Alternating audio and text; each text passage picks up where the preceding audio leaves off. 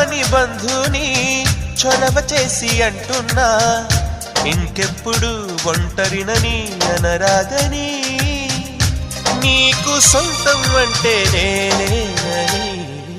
కొమ్మ కొమ్మ విన్నావమ్మ కోయిల వస్తుంది, వస్తూ వస్తూ తనతో వెన్నెల వెలుగులు తెస్తుంది.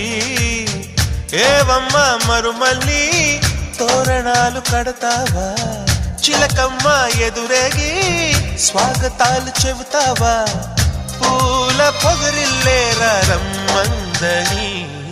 విన్నానమ్మ